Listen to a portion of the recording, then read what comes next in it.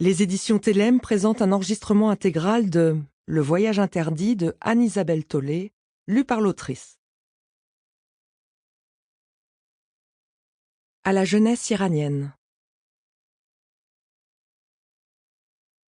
Je te reconstruirai, ma patrie, même avec l'argile de ma propre âme.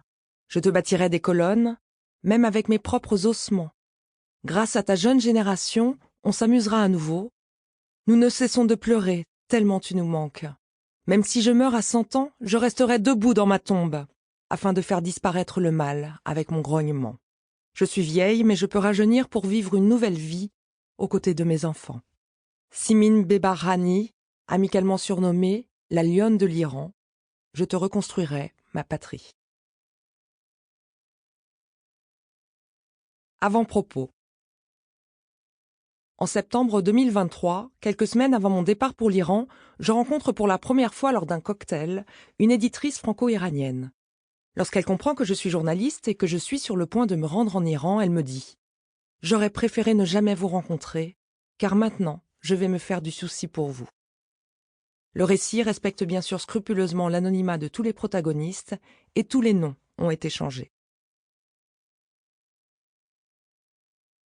Jeudi 19 octobre 2023, quelque part dans les airs.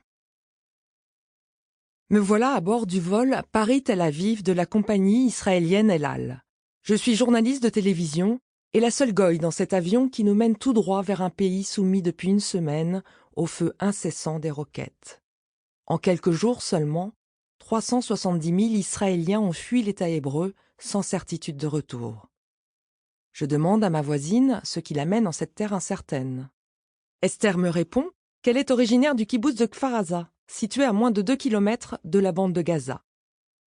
Elle vient de passer quelques jours en région parisienne pour confier ses 2 filles, de 4 et 7 ans, à ses parents, le temps que la situation s'apaise. Je lui demande si elle est disposée à me raconter son 7 octobre.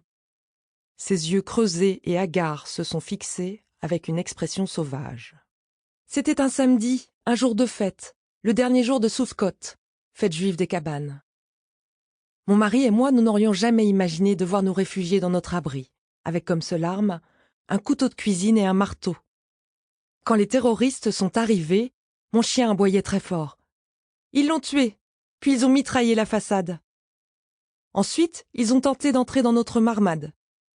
C'est la pièce sécurisée. Mon mari, Yaakov, retenait la porte de toutes ses forces. Mes 2 filles, agrippées à mes jambes, hurlaient de terreur, et moi aussi. Puis on ne sait... Sample complete. Ready to continue?